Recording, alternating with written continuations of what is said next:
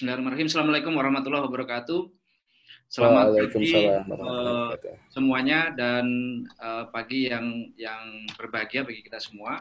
Mudah-mudahan meskipun ini bukan live workshop sebelumnya biasanya kita lakukan secara live, dan ini kita sudah terbiasa sekarang melakukan webinar terus dalam setiap kesempatan, dan bahkan semua education ini sekarang most likely dilakukan secara online tanpa mengurangi kualitas. Dan saya lihat kebetulan saya selain sebagai CEO di City Asia Incorporated juga mengajar di Perbanas Institut Jakarta, dan saya lihat antusiasme mahasiswa sekarang sudah sangat familiar dan sudah user friendly dengan pola pendidikan jarak jauh seperti ini, dan tanpa mengurangi kualitas. Ini yang saya sangat senang. Nah, baik, saudara sekalian, Bapak Ibu semuanya, di layar saya ada 466 partisipan dan luar biasa ini di seluruh Indonesia.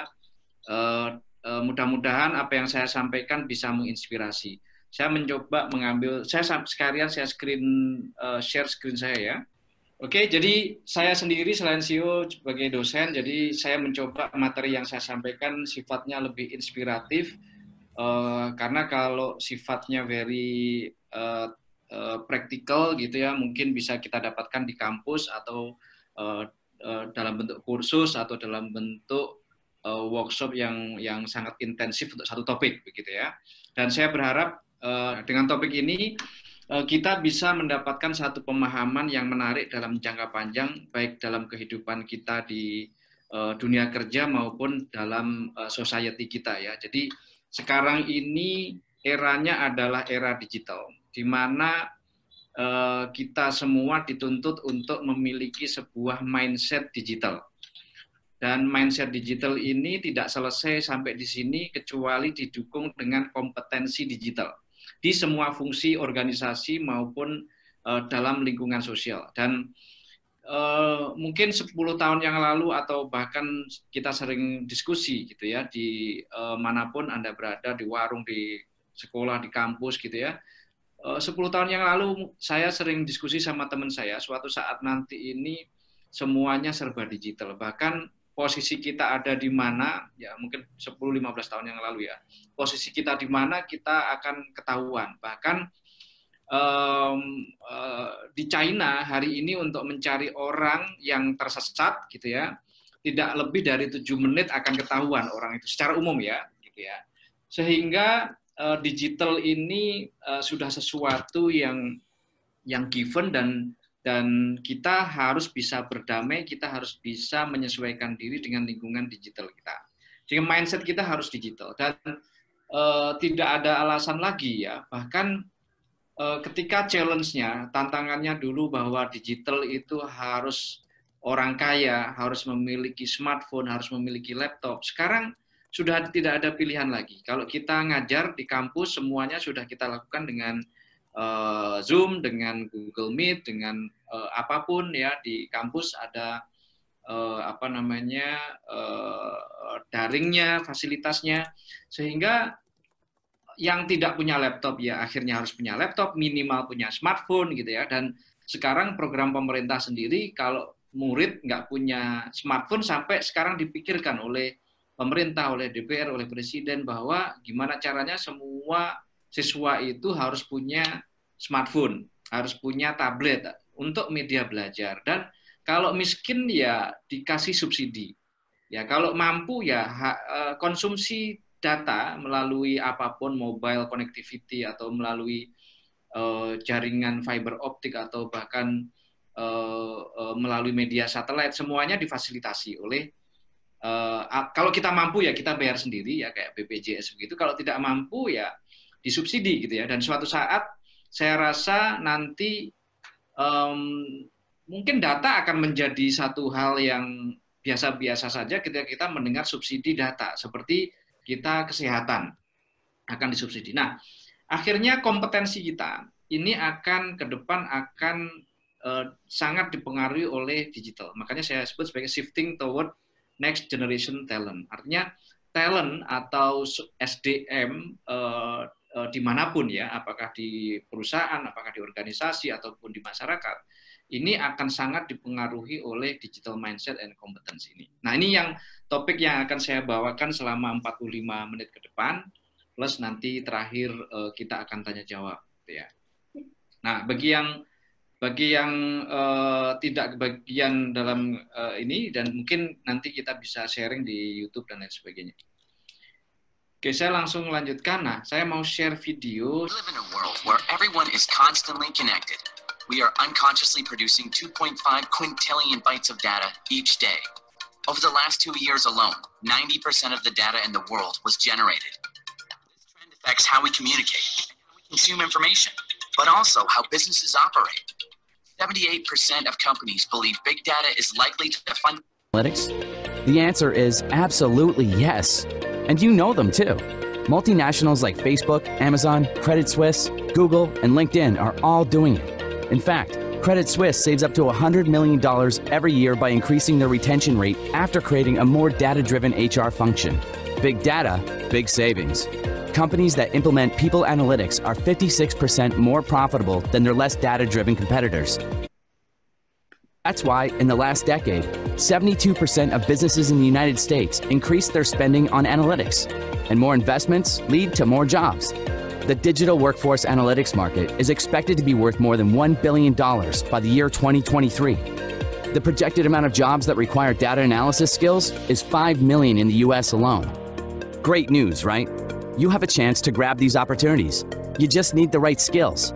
Are you fluent in performing data analysis, using spreadsheets, programming, interpreting statistics, database management, big data, machine learning, and predictive analytics? Not yet? That's no surprise. Companies rate their HR teams low on analytical skills. Just 8% felt that the current state of their HR analytics was strong. There simply aren't enough people who possess these skills to take on the data-driven jobs. In fact, a study by LinkedIn shows that only 18% of HR professionals currently have these skills. It's also projected that the skill gap will keep growing. University of California estimates that the global demand for data scientists has already exceeded the supply by over 50%. But you've probably heard this before. It's no secret that data, digitalization, and analytics are becoming crucial in HR. Now is the time for you to upgrade yourself and develop the skills of the future. It's time for you to become data-driven. Bridge the gap. Take charge of your career. Nah, baik. Ya, jadi dari video tadi saya ingin menyampaikan kepada saudara saya sekalian, gitu ya. Syukur ini kalau ada dosen ya. Jadi sekarang kita berada pada satu era di mana digital technology, digital world atau dunia digital, teknologi digital dan ekosistem digital itu sesuatu yang unstoppable. Kalau tadi dari cerita-cerita tadi bahwa dunia ini membutuhkan data scientist yang begitu banyak dan tidak semua fungsi di dalam sebuah organisasi, perusahaan, HR, data analitik itu memiliki supply yang cukup ya. Nah, yang jadi persoalan bahkan di Indonesia ini kalau saya kebetulan juga sering melakukan rekrutmen. Kalau saya mau mencari programmer atau mencari mereka yang punya kompetensi desain yang dari DKV, desain komunikasi visual, itu yang lamar sangat banyak sekali ya. Tiba-tiba kita ini menganggap bahwa future digital job market ya, pasar dunia kerja itu di dunia digital itu seolah-olah hanya mereka yang mengerti hardware komputer, mereka yang bisa bikin program gitu ya, dan mereka yang bisa mendesain. Dan ternyata tiba-tiba kita oversupply terhadap kompetensi-kompetensi tersebut. Jadi, dan yang menarik sekarang saya juga sama teman-teman Pak Fitra juga, kita bikin satu program Smart Nation Movement atau gerakan membangun Indonesia, membangun bangsa yang pintar, bangsa yang cerdas. Smart Nation Movement itu kalau kita ke daerah-daerah, mereka memiliki anak-anak programmer yang luar biasa. Bahkan itu di desa-desa, di kabupaten-kabupaten yang tidak jauh dari Jakarta, gitu ya. Bahkan ada yang jauh dari Jawa, mereka memiliki supply programmer-programmer, tim desainer yang cukup bagus, gitu ya. Nah, tetapi ternyata yang kita masih kekurangan adalah digital talent yang ada di sektor-sektor lain. Misalkan di data scientist. bagaimana kita bisa membuat satu algoritma. Kalau di luar negeri banyak sekali perusahaan-perusahaan yang bermain di bidang artificial intelligence, ya artificial intelligence, kemudian membuat satu algoritma tertentu, unmanned car atau mobil yang nggak perlu driver, nggak perlu ada yang nyetir, dan lain sebagainya, itu membutuhkan satu algoritma yang dimiliki oleh orang yang memiliki kompetensi sebagai data scientist, ya. Dan masih banyak fungsi yang lain termasuk dalam fungsi HR, fungsi finansial, fungsi macam-macam, gitu ya. Ketika dunia lain sudah jauh terkait dengan ini, tapi saya sangat khawatir bahwa ketika kita membaca future digital talent, itu kita membaca sangat jauh tertinggal dari kebutuhan market terkait dengan digital talent. Bagaimana digitalisasi ini harus menciptakan perubahan, sekaligus ini harus menciptakan satu peluang bagi talent, ya, bagi sumber daya manusia talent itu. Why-nya mengapa kita memerlukan hal itu? Ya, sedikit saya sudah sampaikan sebelumnya. What-nya adalah apa saja peluang serta tantangan dalam transformasi kompetensi digital, dan how-nya bagaimana kita bisa melakukan transformasi kompetensi digital. Ya. Nah, ini menarik ya bagi saya sendiri, bagi kalau Anda sekalian di dunia kampus, di dunia pendidikan, maupun Anda sebagai siswa, sebagai murid, sebagai mahasiswa. Jadi tidak ada alasan bahwa saya ini mahasiswa bukan jurusan teknologi, bukan jurusan IT.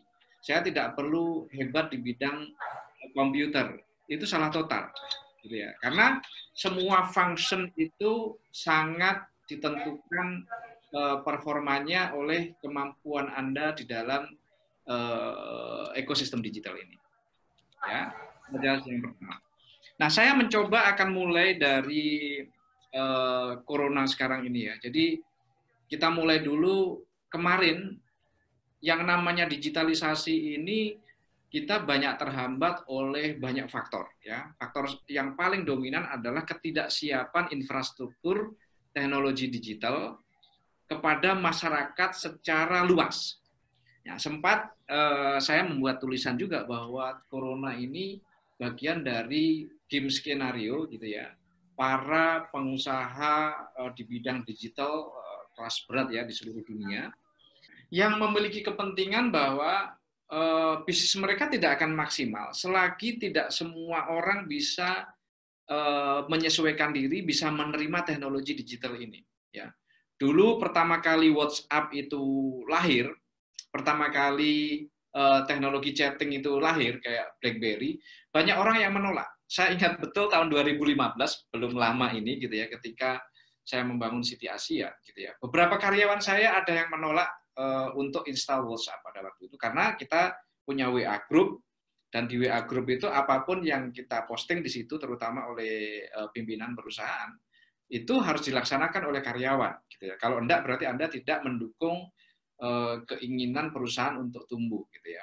Dan itu saya sebagai CEO kan bisa saja memposting konten itu anytime ketika saya ingat atau ketika saya menemukan sesuatu, ya. Ketika saya menemukan sesuatu, ya saya posting, mau hari Sabtu, mau hari Minggu, mau tengah malam pun, ketika itu saya posting. Dan bagi beberapa orang menganggap itu mengganggu privasi, ya, sehingga bahkan jauh sebelumnya BlackBerry juga seperti itu, sangat mengganggu privasi, gitu ya. Dan sekarang tiba-tiba dengan adanya teknologi seperti sekarang, itu ya udah nggak ada privasi lagi. Kita itu bekerja 24 hours, 7 days, gitu ya, kecuali handphone kita sedang mati, gitu ya. Dan semuanya difasilitasi oleh digital. Dan productivity itu nanti akan berubah cara mengukurnya. Itu yang apalagi dengan adanya corona ini, ya, secara ini adalah merusak ekonomi seluruh dunia. Ini Anda lihat 9 triliun dolar itu produksi ekonomi dunia itu hilang sampai tahun 2021. Kalau dirupiahkan itu 130.000 triliun rupiah. Jadi sekitar 65 kali dari APBN Indonesia ya, kurang lebih begitu. Ini secara productivity berkurang, tapi kalau Anda perhatikan perusahaan-perusahaan yang berada di industri digital, mereka mendapatkan manfaat yang luar biasa ya. Yang namanya Zoom ini kita sebelumnya tidak pernah mengenal teknologi Zoom. Ya, kita ya mungkin pakai ya, kita beberapa Google Meet saya pakai, kemudian beberapa video yang lain kita pakai, tapi ya nggak pernah semasif seperti sekarang. Ya, nggak pernah semasif seperti sekarang. Dan kalau Anda lihat saham-saham teknologi itu naik luar biasa ya, meskipun kemarin sempat turun yang namanya Apple, yang namanya Google, tapi sekarang naik semua dan luar biasa naiknya itu benar-benar tidak masuk akal gitu ya. Sahamnya Zoom itu juga naiknya tidak masuk akal gitu ya, ratusan kali lipat gitu ya dalam waktu yang singkat sekali gitu ya. Nah, kemudian saya melihat bahwa di luar teknologi digital, kita ini sedang konsolidasi. Ya, di era pandemi ini di luar digital itu kita sedang konsolidasi ya. Kerugian ini akan tertutup kemudian setelah vaksin nanti ditemukan. Dan memang kalau secara ekonomi gitu ya, productivity kita, GDP kita ini tiba-tiba hancur lebur gitu ya, sampai tahun 2021 itu kita ini hancur lebur. Ini depresi ekonomi terparah sepanjang sejarah kehidupan. Ya, sepanjang sejarah kehidupan. Bahkan bukan sekedar dunia barat, dunia timur. Kalau Great Depression 1930 kan banyak melanda Amerika gitu ya. Karena perang bersama dengan Jerman dan lain sebagainya gitu ya. Sampai tahun 45 Perang Dunia Kedua, Eropa sama Asia Timur. Sekarang seluruh dunia tiba-tiba gitu ya. Tetapi percayalah bahwa ini adalah sebuah mekanisme pertumbuhan ekonomi di mana kalau di dalam ekonomi itu kita sebut ini sebagai sebuah konsolidasi. Sebagai sebuah konsolidasi. Anda harus melihat ini sebagai sebuah konsolidasi. Digital tumbuh pesat sangat luar biasa sekarang. Ya, kalau Anda membeli saham-saham perusahaan multinasional seperti Google, Facebook, komputer yang AMD itu sekarang sahamnya tiba-tiba naik melejit gitu ya, Zoom dan lain sebagainya itu unstoppable kayaknya gitu ya. Tetapi perusahaan-perusahaan di bidang konsumer, di bidang perhotelan, hospitality tiba-tiba drop tidak karu-karuan, ya bahkan hancur. Banyak perusahaan yang gulung tikar dan lain sebagainya. Tetapi ini secara ekonomi adalah mekanisme konsolidasi. Dan di seluruh dunia setelah Great Depression itu biasanya akan timbul suatu, nah ini banyak sekali skenario di mana COVID ini akan melakukan recovery. Ya. Apakah akan jatuh dalam sekali, kemudian segera melakukan recovery dengan waktu tertentu gitu ya, misalkan 1 tahun, 2 tahun, atau cepat sekali kita ketemu vaksinnya dalam waktu singkat, vaksinnya ketemu langsung tumbuh. Atau kita landai gitu ya, secara linear kita akan tumbuh, atau kita turun cepat, kemudian ini hampir ini tapi lebih cepat sedikit gitu ya. Tapi tidak ada satu jaminan apapun gitu ya. Tapi percayalah bahwa ya yang lain saya tidak terlalu yakin bahwa pandemi ini akan berlangsung 10 tahun misalkan ya. Seperti virus flu pertama kali itu kan vaksin 16 tahun. Kalau sekarang ini kan sudah banyak negara yang mengklaim vaksin ini sudah pada fase ketiga di mana kalau sudah terkonfirm lewat human trial atau uji coba kepada manusia, itu akan cepat vaksin akan diproduksi gitu ya. Meskipun sekarang ya cukup mengerikan sekali ya perkembangan corona ini. Nah, maka saya cenderung melihat apapun itu ya, apapun itu di bawah ini adalah fase konsolidasi, dan setelah ini akan ada satu perubahan kebiasaan, perilaku, ekonomi yang di luar kebiasaan kita sebelumnya. Kita akan lupakan semua itu. Nah, kita siap apa enggak? Dan bagi saya, Indonesia sebagai negara berkembang harus memanfaatkan situasi itu. Ya. Kenapa? Kalau dulu kita tertekan oleh negara lain untuk mandiri, untuk memproduksi bahan baku produksi sendiri, untuk bikin mobil sendiri, untuk bikin pesawat sendiri, untuk bikin makanan yang terbaik sendiri, untuk bikin motor sendiri, kita tertekan ya, tertekan oleh Jepang, tertekan oleh Amerika, tertekan oleh Jerman, tertekan oleh Korea, apapun gitu ya, itu menekan kita, tertekan oleh Bank Dunia, tertekan oleh IMF, membuat kita tidak bisa untuk menjadi negara maju. Nggak bisa menjadi negara maju. Nah, kalau kita tidak, kenapa? Karena kita tidak mau memproduksi sendiri. Sedikit-sedikit mau inovasi, kita sudah diancam. Embargo, diancam oleh WTO dan lain sebagainya. Sekarang tidak ada yang berani mengancam embargo WTO dan lain sebagainya. Sehingga fase konsolidasi selama COVID ini sebagai fase konsolidasi harus betul-betul dimanfaatkan oleh semua pelaku ekonomi, ya terutama negara, dalam melakukan inovasi, dalam membangun satu ekosistem di mana digital talent ini akan memberikan kontribusi yang sangat besar. Bayangkan kalau hari ini tiba-tiba daripada impor kita barang-barang dari Thailand, buah-buahan dari Thailand, dari China, jeruk mandarin, dan lain sebagainya, cobalah kita kasih insentif petani kita memproduksi yang lebih baik dari itu.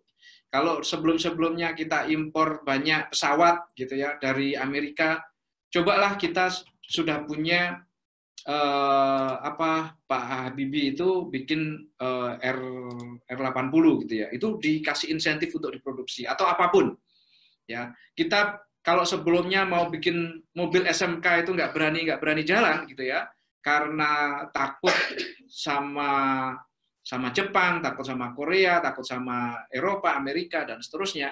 Sekarang coba aja kita bikin teknologi baterai yang terbaik di seluruh dunia. Ya, dalam 5 tahun ke depan, sehingga ya tinggal mobilnya mau kita beli saja mobilnya. Tapi kita yang paling advance di teknologi baterai, misalkan begitu ya. Itu akan sangat luar biasa. Kalau sebelumnya kita impor durian dari mana? Bangkok gitu ya. Bagaimana kita sekarang negara itu memberikan insentif supaya kita bisa memproduksi durian yang terbaik. Bagaimana kita memiliki industri cold storage yang terbaik. Nah, tiba-tiba begitu corona selesai, kita ini supply demand internasional mau dibuka perdagangan bebas sebebas apapun, masyarakat ekonomi sebebas apapun, kita sudah siap. Nah, kalau kita sekarang masih hanya memikirkan konteksnya, yuk kita mencetak ahli desain grafis yang paling hebat, mencetak ahli programmer yang paling hebat, itu sudah nggak ada artinya. Dan tiba-tiba sekarang programmer itu harganya murah, gitu, gajinya programmer. Udah begitu, yang non-teknologi, non-jurusan komputer, teknologi, itu nggak bisa apa-apa. Komputer yang nggak bisa-bisa banget, bahasa Inggris yang nggak bisa-bisa banget, gitu ya. Ini bahaya dalam konteks pengembangan talent kita di masa yang akan datang.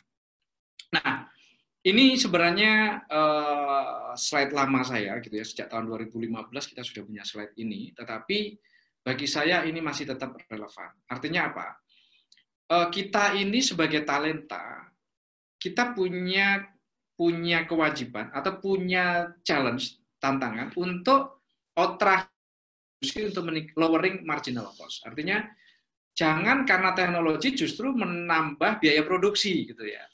Misalkan dunia pendidikan itu, karena teknologi dengan pendidikan kita akan makin murah, jangan makin mahal gara-gara kuota internet harus nambah, gara-gara kita harus punya komputer dan lain sebagainya.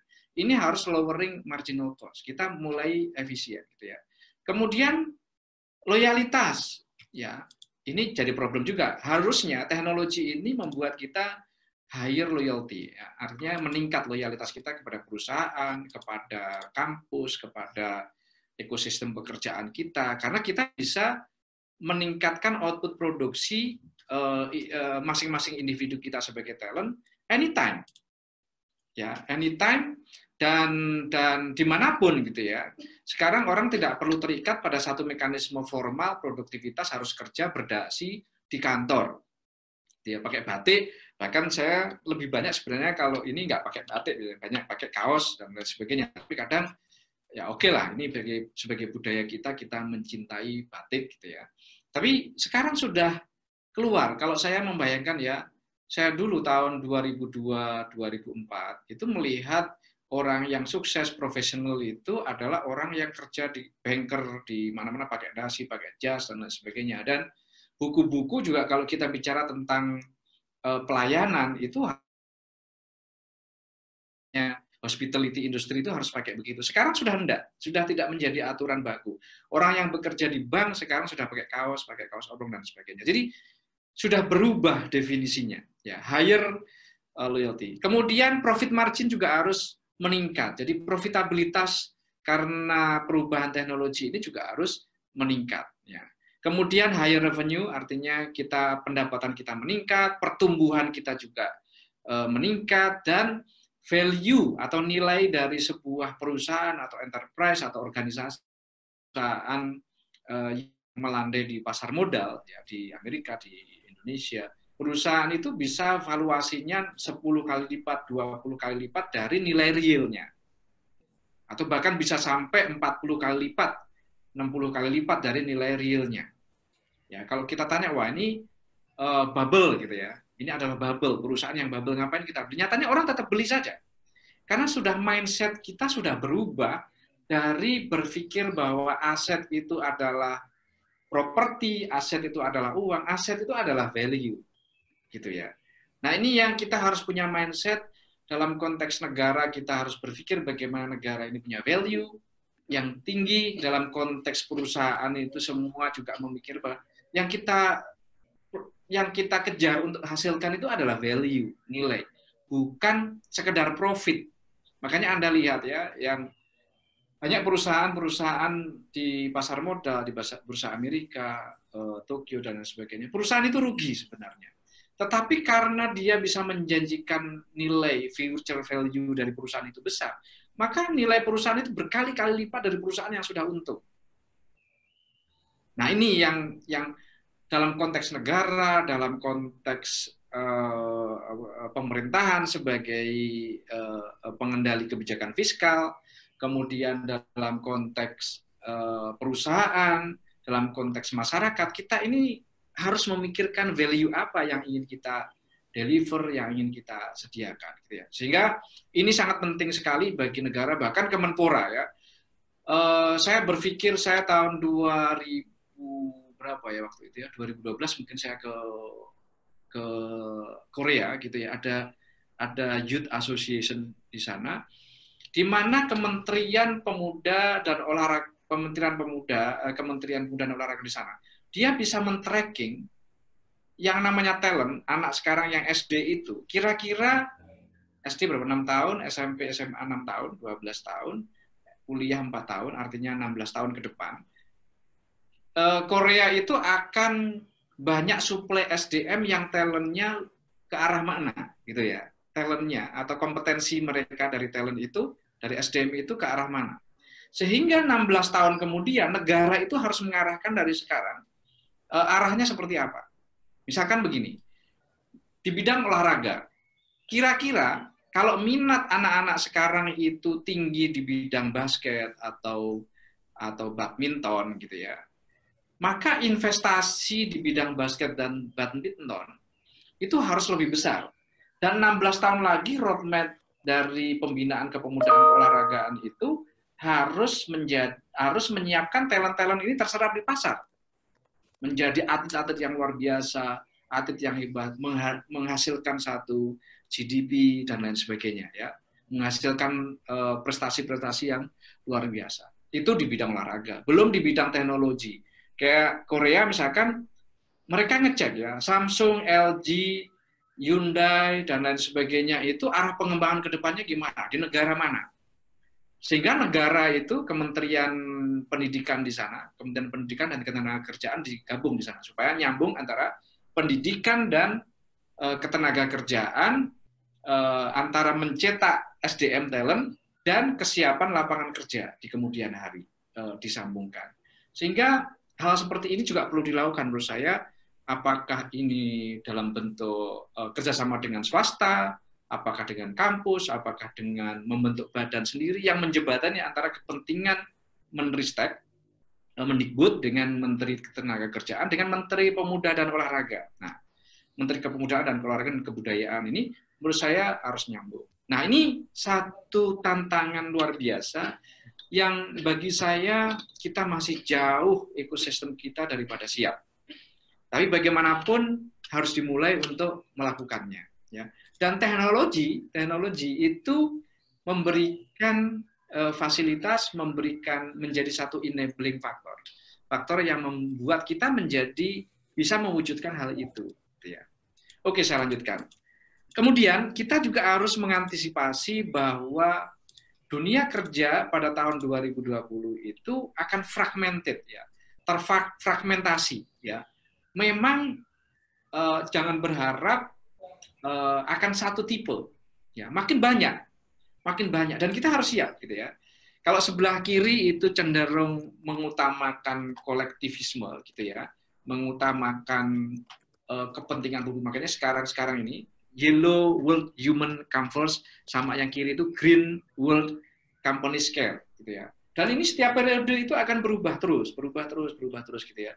Sebelah kiri orang cenderung ngomongin corporate social responsibility. Sebelah kiri orang bicara tentang humanity, tentang kemanusiaan, tentang buruh, tentang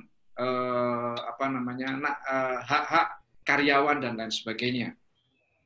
Nanti semakin lama juga akan banyak kelompok-kelompok yang Red World Innovation Rules. Artinya situasi teknologi ini memaksa perusahaan ya tidak hanya sekedar memikirkan green, tidak sekedar memikirkan lingkungan, tidak sekedar memikirkan manusia, tapi juga memikirkan kepentingan pertumbuhan perusahaan dari sisi innovation.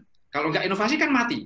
Bayangkan kayak sekarang coba ya, antara kebijakan pemerintah untuk mengendalikan virus corona, mengendalikan supaya tidak banyak orang yang terpapar, dengan kepentingan perusahaan yang ingin hidup, memberikan gaji kepada karyawan supaya perusahaan tidak mem-PHK semua orang, itu satu kepentingan yang sama-sama tidak dianggap sebagai dosa. Gitu. Kalau dulu itu kan, kalau perusahaan itu hanya memikirkan profit itu kan dosa. Ya, maksudnya dosa bisnis gitu ya, dosa kemanusiaan. Sekarang enggak juga gitu ya, karena perusahaan perlu memberikan kehidupan itu ya ekonomi juga kepada karyawan. Sehingga not merely ya, tidak hanya kita itu memikirkan, kalau dulu itu kamu terlalu memikirkan untung sehingga kamu harus green gitu ya.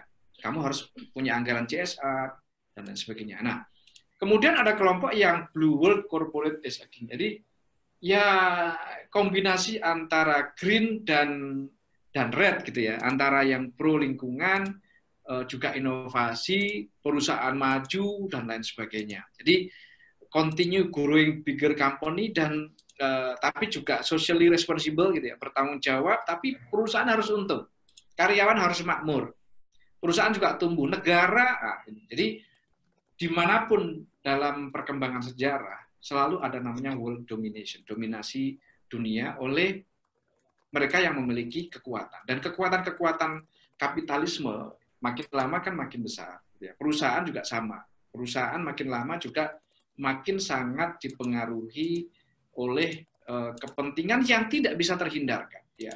Bahkan aktivis-aktivis lingkungan ini ya sekarang pasti nanti akan ya terpengaruh macam-macam ya. Saya tidak hanya bisa ngomongin lingkungan, tapi juga harus ngomongin environment ya. Maksud saya ngomongin humanity gitu ya. Harus ngomongin humanity. Humanity itu juga masalah kemanusiaan, juga masalah ekonomi dan sebagainya. Jadi teknologi ini akan menjembatani itu semua. Contohnya, kalau pabrik manufaktur dianggap anti lingkungan, kenapa? Sebenarnya perusahaan bukan anti lingkungan. Perusahaan itu mengejar profit. Ya, gitu. Sehingga dia lupa lingkungan. Sebelumnya kan begitu. Nah, nanti teknologi akan membantu bagaimana mendeteksi pencemaran lingkungan dan lain sebagainya benar-benar diimplementasikan gitu ya. Sehingga itu sudah tidak lagi menjadi isu. Jadi antara lingkungan, humanity, innovation itu semuanya akan tercover di dalam Blue World Corporate ya tahun 2030 nanti. Nah, satu hal lagi bahwa yang menarik dari sekarang ini, kita ini memiliki entrepreneurship. Ya, entrepreneurship. SDM kita ini memaksa, bahkan karyawan pun sekarang punya entrepreneurship. Ini yang terkadang menjadi tidak fair bagi perusahaan-perusahaan itu, karena di satu sisi mereka mengharapkan mendapatkan gaji dari perusahaan, di satu sisi mereka ya bisnis, dagang. Jadi mungkin 50% kehidupan dia ketika work from home ya dagang. Dagangnya macam-macam, mulai dari dagang bakso, dagang makanan, dagang dan sekarang tanaman, macam-macam gitu ya. Sehingga ada perubahan mekanisme pasar. Yang saya khawatirkan adalah ketika kita ini sebenarnya dunia sedang melakukan konsolidasi digital dengan konsolidasi dunia nyata untuk menghasilkan output produksi, untuk menjadikan negara tersebut menjadi negara yang mandiri, independen, yang kuat setelah pandemi, kita ini semuanya terjebak pada satu masalah perut, gitu ya. Sehingga kita hanya memikirkan survivability-nya aja. Ya, kita hanya membuat nasi bungkus, kita hanya berjualan bakso setiap hari ya. Saya mendapatkan WA menyediakan nasi bungkus untuk dibagi-bagi untuk hari Jumat, untuk hari Minggu, untuk macam-macam gitu ya. Jualannya aneh-aneh lah pokoknya. Tetapi tidak creating value gitu ya. Nah ini yang saya menginginkan bahwa melalui diskusi seminar, webinar sekarang ini, yuk kita mencoba melakukan refleksi diri bahwa entrepreneurship kita itu harus creating value, ya, harus memiliki value, gitu ya. Dan definisi productivity nanti, produktivitas itu akan diukur dengan cara yang berbeda, gitu ya. Tapi ini bagus ya. Juga yang saya khawatir juga kita akan menjadi bangsa pedagang, karena pedagang itu yang paling gampang. Yang paling gampang ya, nggak usah memikirkan produksi. Tetapi pedagang itu tidak memiliki, tidak meng-create value yang tinggi, itu yang jadi problem ya. Kalau kita tetap menjadi bangsa pedagang, kita tidak membuat produksi, maka setelah corona selesai, kita akan mengejar impor lagi kita ini. Kita akan impor lagi. Dan paling gampang kita sebagai suatu negara kan untuk menutupi demand dari masyarakat terhadap barang dan jasa yang dibutuhkan oleh masyarakat, ya kita cepat-cepat impor.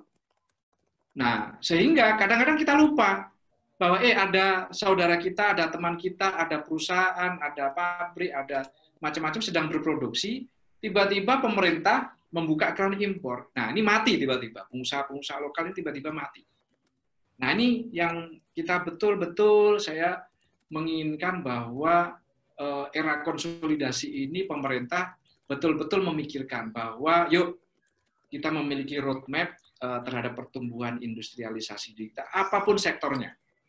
Sektor pertanian, sektor perkebunan, sektor perikanan, sektor kriya, sektor apapun, yang semuanya minimal kita punya 270 juta market di Indonesia. Itu saja sudah kita bisa menjadi negara mandiri sebenarnya. Kita tidak impor sama sekali ya, kecuali barang-barang yang memang kita harus impor, misalkan BBM ya. Kalau nggak mampu ya harus impor, nggak apa-apa. Tetapi masa kita jeruk saja impor, masa semangka kita impor, durian kita impor, beras kita impor, kan ya nggak masuk akal gitu ya. Jadi itu harus kita dukung. Oke ya. Berikutnya what? Apa saja peluang tantangan dalam transformasi kompetensi digital ini?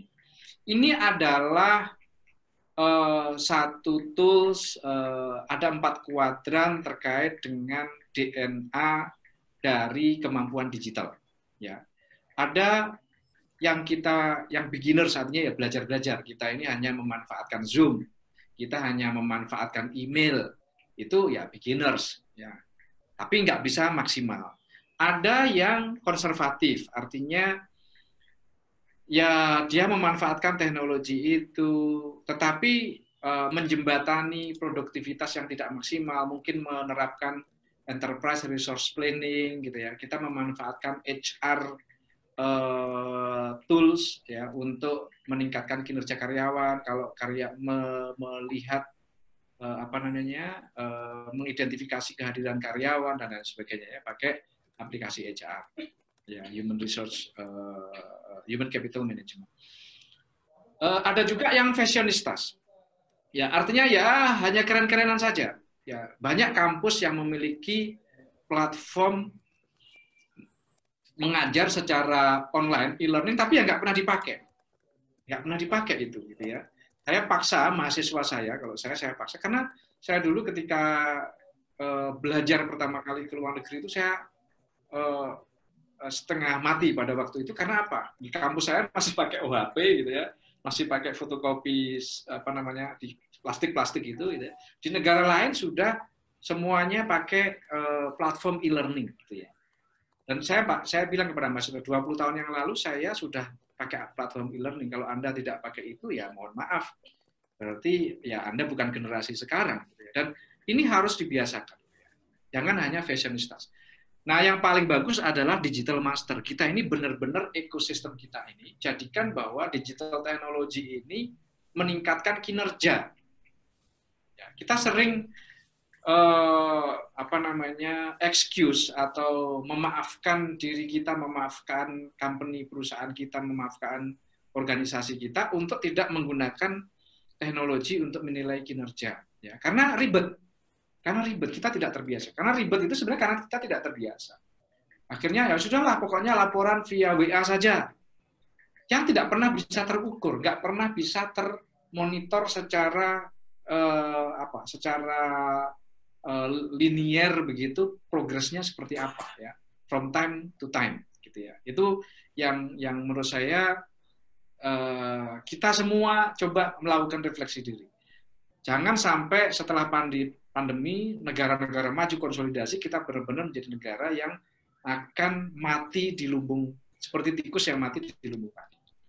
Oke. Dan kepemimpinan digital, ya, ini terbukti bahwa kalau kita itu digital master, ini nggak perlu didebat lagi, ini ya, bahwa profit akan meningkat, ya, dan revenue akan meningkat, gitu ya. Orang kalau beginners, kenapa Pak saya nggak mau implementasi ERP, saya tidak mau pakai data science, saya nggak mau pakai big data analytics, ini akan merugikan perusahaan kami. Ya, kenapa investasinya mahal? Kenapa? Ini karena beginners, produktivitas kita itu ya cuma main-main. Rata-rata perusahaan besar, bahkan saya juga serve perusahaan yang masuk ke pasar modal gitu ya, memakai teknologi informasi, memakai AI, artificial intelligence, itu bagi mereka jadi cost. Karena tidak tahu bagaimana memanfaatkan itu secara maksimal. Karena masih beginners, ya rugi. Dianggap itu sebagai cost dan tidak menghasilkan profit.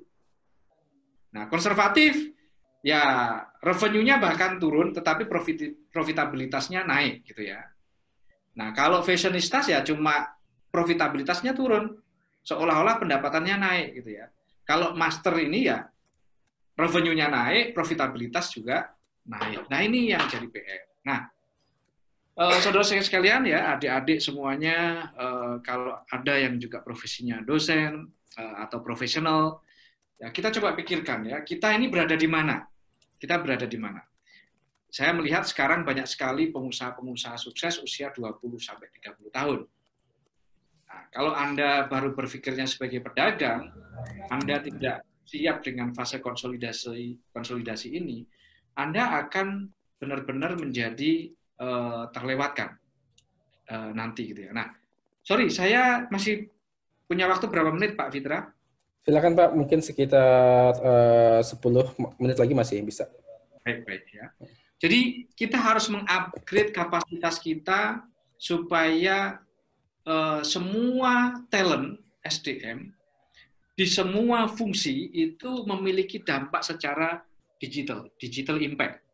Ya, baik di level eksekutif, baik di level business unit gitu ya, business unit, apakah termasuk di operational service, kemudian di business partner, ya kita sebagai business partner, di komunitas, ya di external network partner, dan semua function ini harus memikirkan bagaimana digital ecosystem, digital infrastructure, connectivity, talent ini benar-benar memudahkan kita bekerja dan menghasilkan output yang maksimal.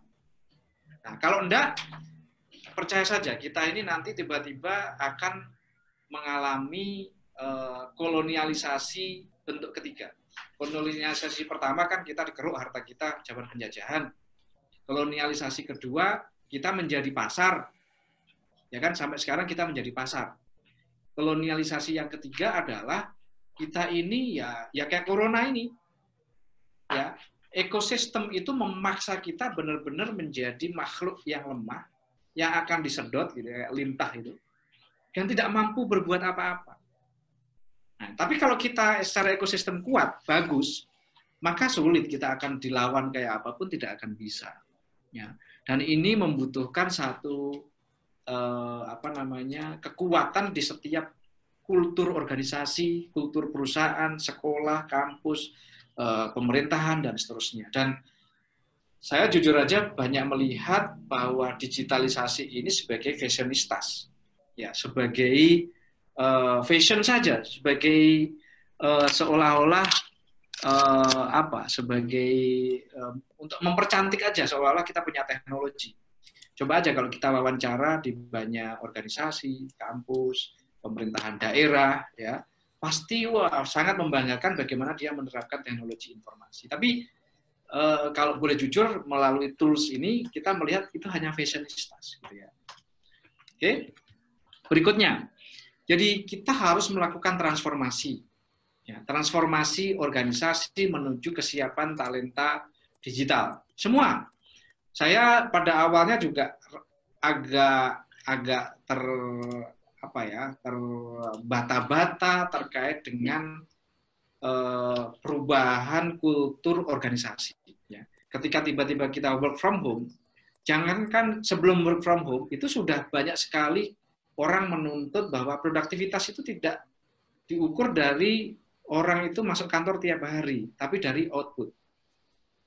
Kalau saya sebagai pimpinan perusahaan mengatakan tidak bisa. Karena Anda kalau tidak masuk, saya tidak tahu Anda di rumah kerja apa tidak. Ya, kalau di kampus, Anda tidak hadir, enggak Pak, yang penting saya pinter Pak. Ya, Anda harus hadir.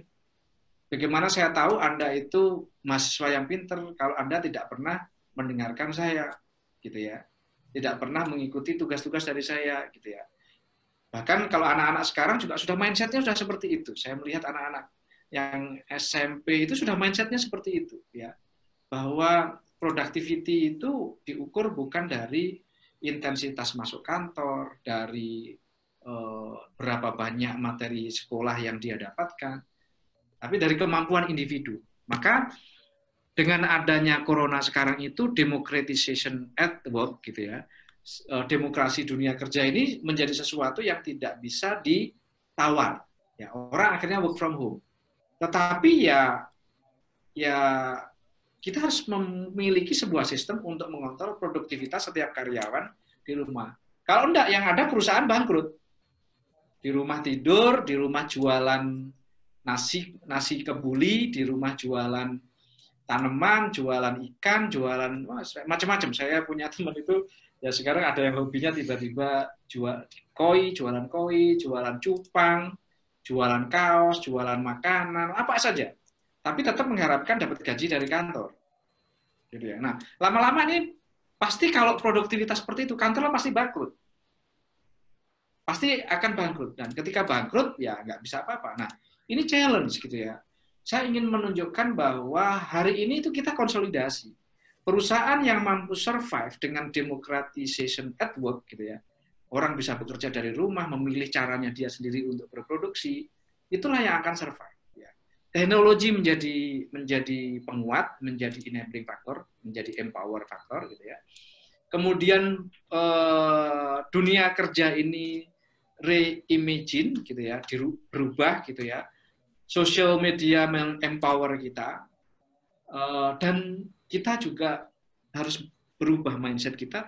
Jangan sosial media itu hanya sebagai media curhat dan media untuk kita narsis, ya.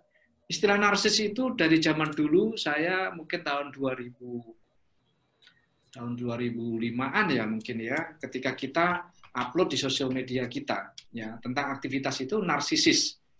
Nah, kalau kita terjebak pada narsisis itu, ya kita tidak akan menghasilkan apa-apa. Jadikan sosial media ini juga media untuk meningkatkan produktivitas, gitu ya.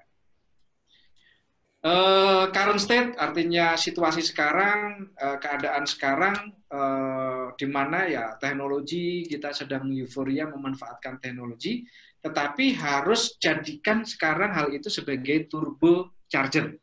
Jadi kalau mesin mobil gitu ya, kalau Mercedes-Benz itu turbo ya. Jadi bagaimana ada turbo teknologi, digitalisasi, kemampuan Anda bersosial media, kemampuan Anda YouTube, jangan hanya sekedar menjadi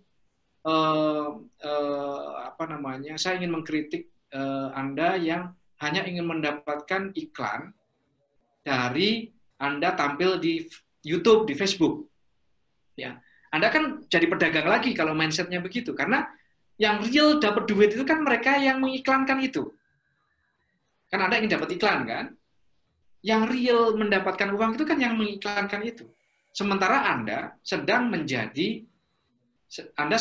orang yang terpapar virus, kan gitu ya.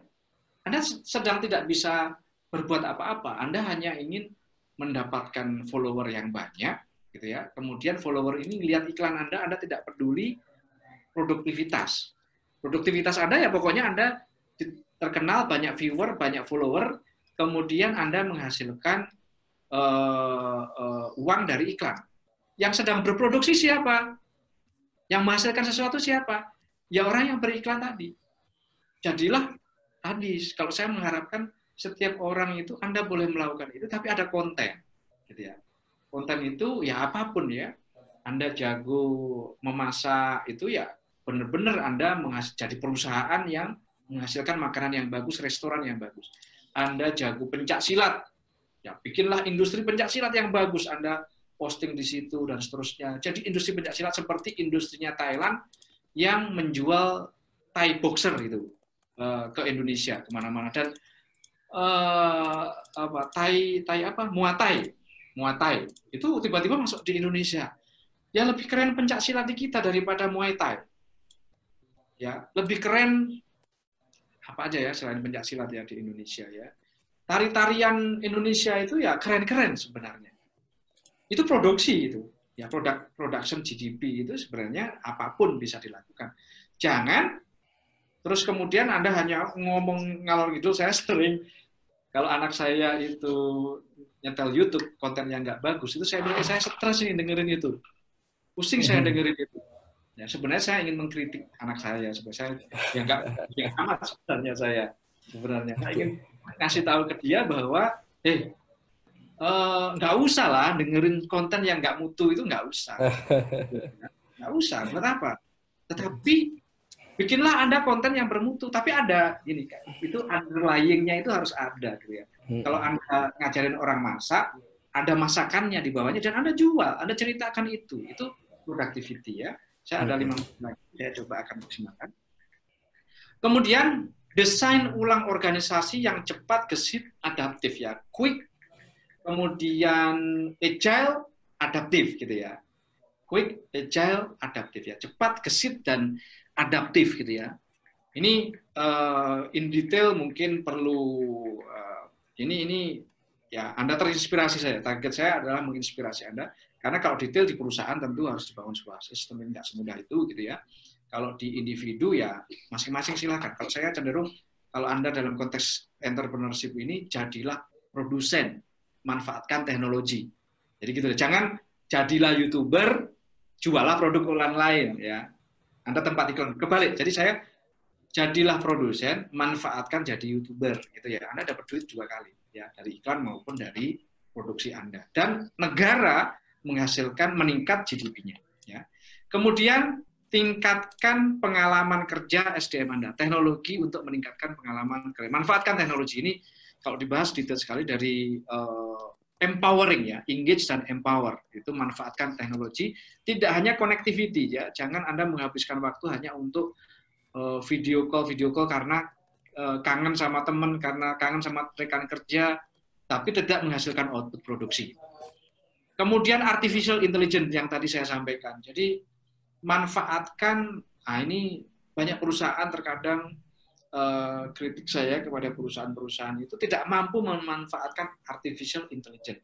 Kalau dia misalkan berbelanja artificial intelligence, kemudian outputnya nggak maksimal, yang dilakukan oleh perusahaan biasanya di-cut, nggak mau belanja lagi artificial intelligence.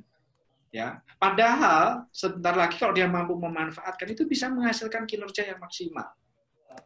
Gitu ya. Nah ini yang big data, robot, self driving ini kalau diceritakan panjang lebar ya. Contohnya begini ya, di poin ini saya ingin cerita bahwa Anda yang sekarang ini adalah SDM yang harus siapnya diserap oleh dunia industri. Pada kenyataannya di era corona ini Anda tidak terserap oleh pasar tenaga kerja. Akhirnya Anda kebingungan ini. Ini kasihan orang-orang adik-adik yang lulus tahun 2020. Ya, 2019 yang belum terserap dunia kerja, 2020, 2021, Anda akan kesulitan mencari kerja. Ditambah lagi, karena takut corona, semuanya pakai robot. Ya, pakai robot. Sekarang China cepat sekali mengambil market gitu ya. Bahkan jualan mic aja itu, bagaimana mic itu ada apa namanya pelindungnya, sendok sekarang saya itu kemana-mana dibawain sendok gitu ya, peralatan makan itu tiba-tiba China begitu cepat melihat itu sebagai satu opportunity. Kenapa kita enggak gitu ya? Kita hanya berpikir pasar tenaga kerja, mencari kerjaan ya. Nah pertanyaannya adalah bagaimana kita bersaing sama robot gitu ya? Anda kalau mengandalkan kemampuan yang sifatnya skill biasa itu kalah dengan robot, karena robot itu bisa bekerja 24 jam tanpa komplain. Saya selalu sampaikan seperti itu. Anda bisa kerja 8 jam aja, banyak istirahat, banyak ngopi, banyak chatting, banyak komplain. Gitu ya. Sehingga Anda tidak akan mampu bisa bersaing dengan robot dalam konteks itu. Sehingga creative industry, knowledge industry, di productivity ini yang sebenarnya Anda tidak akan bisa dilawan oleh robot. Nah ini. Dan entrepreneurship kita ini harus benar-benar meningkat. Kita ini yang katanya 97% ekonomi nasional itu dikontribusikan oleh UKM, tapi pada kenyataannya productivity sektor itu masih belum bagus. Nah, siap Pak Farid. Ditahan dulu Pak Farid. Boleh Pak Farid? Ya.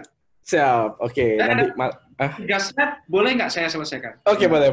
Silakan. Karena how to-nya. Jadi belajarlah dari bagaimana tata corporation dia bisa di seluruh dunia menyesuaikan diri, kemudian manfaatkan inovasi dan data, kemudian lakukan exponential technology change secara eksponensial di semua function, lakukan digitalisasi dan Anda harus siap masuk di setiap function itu, mau R&D, ekstraksi, manufaktur, transportasi, sales and marketing gitu ya. Dan edukasi sekarang semua dilakukan secara digital, mau kursus, mau workshop, dan ini bagus sekali ya. Kita nggak pernah sebelumnya berpikir webinar itu begitu antusiasmenya orang, sampai 500 orang begitu berpartisipasi gitu. Dan biayanya murah, bahkan Anda mendapatkan bonus dari semua itu. Gunakan microdata dan manfaatkan teknologi untuk exceptional dan relevant experience dari karyawan Anda.